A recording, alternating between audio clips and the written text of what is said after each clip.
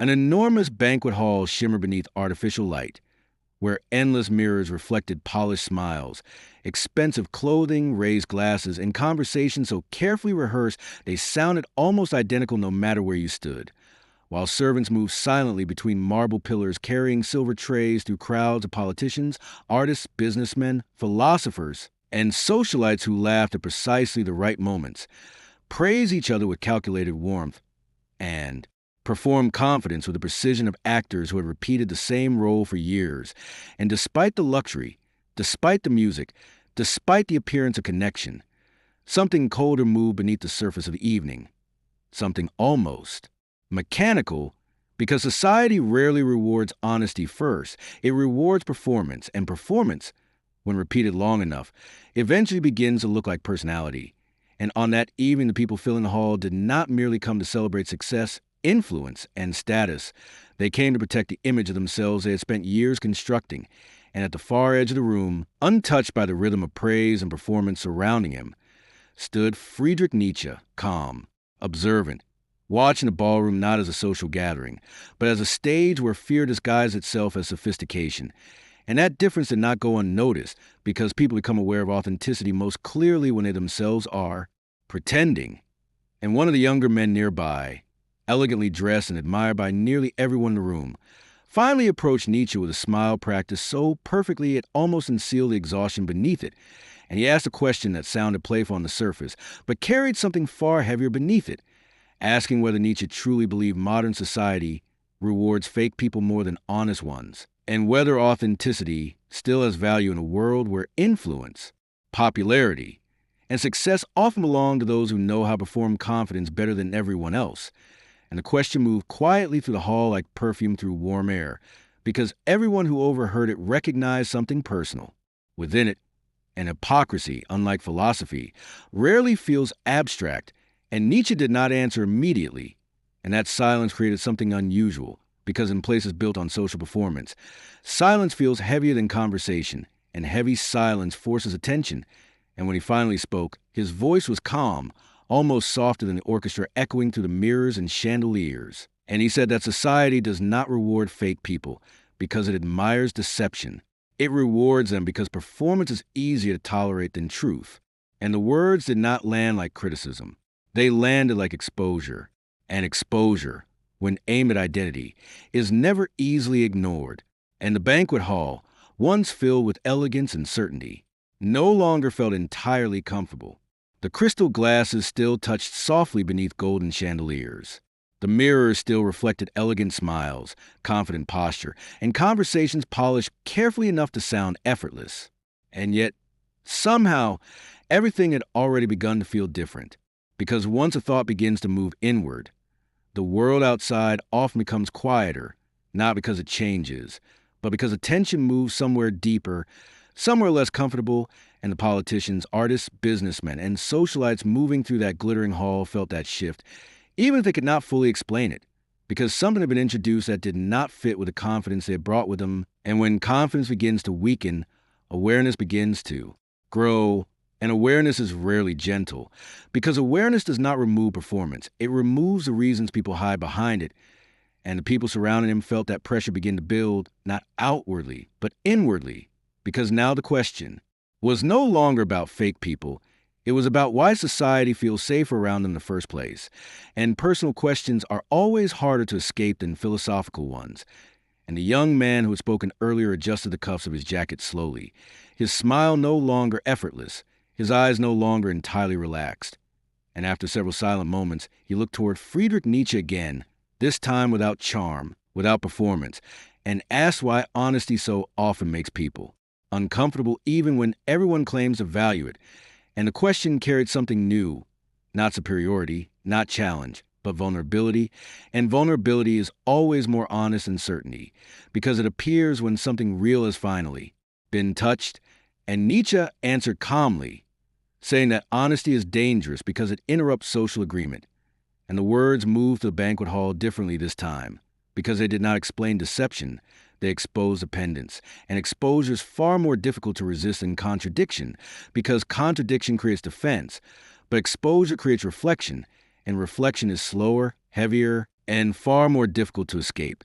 And Nietzsche continued, saying that most social systems survive not because people are truthful, but because people cooperate silently in maintaining comforting illusions. Illusions about success, happiness, morality, confidence, status, and belonging. And the words settled into the room with quiet weight because they did not describe hypocrisy as rare. They describe it as structure. And structure is something people rarely question because what feels normal eventually becomes invisible, and what becomes invisible eventually feels natural, and the guests felt that idea begin to move through them, not as agreement, but as tension, because now social performance was no longer something limited to politicians, celebrities, or the powerful. It had become something far more personal, something internal, something that reached beyond the ballroom itself.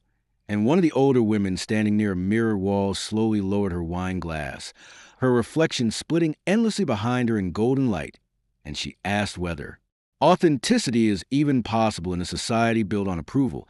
And the question hung beneath the chandeliers longer than expected, because everyone standing nearby recognized something personal within it. And Nietzsche looked toward her, not with sympathy, not with cruelty, but with clarity, and said that most people do not fear rejection. They fear becoming invisible once they stop performing. The crystal glasses still touched softly beneath golden chandeliers. The mirrors still reflected elegant smiles, confident posture, and conversations polished carefully enough to sound effortless. And yet, somehow, everything had already begun to feel different. And the words moved deeper than anything before them, because they removed the comforting illusion that social acceptance is always connection, that admiration is always respect, that attention is always intimacy. And instead, they placed responsibility where most people least want it, within themselves. And the guests fell quiet, not because they agreed, but because something within them had already begun to shift, something that could not be undone through denial alone. And Nietzsche, seeing that shift, did not push harder, did not raise his voice, because the ballroom had already done enough. And instead, he said that the most exhausting prisons are not built from walls. They are built from personalities performed so long that people forget who they were before the performance began. The crystal glasses still touched softly beneath golden chandeliers. The mirrors still reflected elegant smiles, confident posture, and conversations polished carefully enough to sound effortless. And yet, somehow, everything had already begun to feel different, and the words settled into the mirror hall with quiet finality, because what they were feeling was not judgment. It was something far more unsettling, a quiet realization that some of the traits they called personality may have simply been survival strategies rewarded by society. And for the first time, the mirrors no longer felt decorative. They felt accusatory. The music still echoed to the banquet hall. The chandeliers still burned above polished marble and endless mirrors. The guests still smiled, still laughed softly, still moved the room with the elegance expected from people who had spent years mastering how to appear composed. And yet, somehow none of it felt the same. Because something had shifted, not in the ballroom, not in the reflections multiplying endlessly across golden walls, not in the practice conversations floating between glasses of wine and rehearsed laughter, but in the way identity itself was now being understood. And that difference was enough to change everything. Because once a person begins to question the personality, they perform for the world. Performance itself no longer feels natural, and the people standing beneath the chandeliers felt it, even if they could not fully explain it, because something had been introduced that did not require agreement to exist, something that had already begun to alter the way they understood confidence, popularity, success, belonging, and the invisible roles each of them had accepted long before they ever asked whether those roles were truly theirs. And that alteration is what makes an idea dangerous, not because it destroys society, but because it removes excuses. And Friedrich Nietzsche stood calmly within that silence, not as someone untouched by performance, but as someone who had stopped asking society for permission to become himself. And that difference was impossible not to notice, because approval comforts people, but authenticity isolates them. And the young man who had spoken first looked toward him again, his voice quieter now, stripped of charm, stripped even of confidence, asking what happens to those who no longer know whether the version of themselves loved by. Society is real, and the question carried something new, not superiority, not challenge, but honesty. And honesty is always heavier than certainty, because it appears when performance finally ends, and Nietzsche answered calmly, saying that the most frightening moment in life is not when society rejects you. It is when you realize society only accepted the version of you that was useful to it.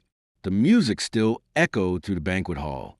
The chandeliers still burned above polished marble and endless mirrors.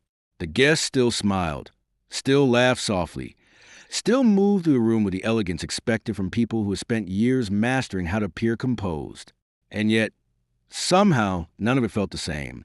And the words moved through the mirror hall with a kind of quiet force, because they did not attack society. They stripped performance of innocence. And innocence is what most people hide behind when conformity becomes too personal. And Nietzsche continued, saying that many people spend their entire lives becoming understandable instead of becoming real, because being understandable creates approval, while being real creates risk, and risk is what most people fear more than unhappiness itself. And the guests felt that idea settle into them with quiet weight, because now society was no longer something outside them, no longer something controlled by governments, traditions, or institutions alone. It had become something internal, something carried within behavior, language, posture, ambition, humor, attraction, and even kindness itself. And the ballroom fell silent, not because anyone agreed, but because something within them had already begun to shift, something that could not be undone through denial alone. And Nietzsche walked slowly toward the largest mirror in the hall where candlelight burned across endless reflections of faces no longer entirely certain of themselves. And without turning back, he spoke one final time, saying that the rarest people are not the most intelligent, the most admired, or the most successful. They are the ones who remain themselves after discovering how expensive authenticity truly is. The music still echoed through the banquet hall. The chandeliers still burned above polished marble and endless mirrors. The guests still smiled, still laughed softly, still moved through the room with the elegance expected from people who had spent years mastering how to appear composed. And yet, somehow none of it felt the same, and the words settled deeper than anything before them, because they did not promise freedom. They demanded courage. And courage is always heavier than approval, because approval asks you to adapt, but authenticity asks you to stand alone. And no one spoke after that, because there was nothing left to defend, nothing left to perform, nothing left to hide behind. And as Friedrich Nietzsche disappeared slowly into the endless reflections of mirrors, candlelight, and fading music, the guests remained exactly where they were, and yet none of them felt the same. Because once a person realizes that society may have rewarded the mask more than the self, they cannot fully return to the comfort of pretending not to know it.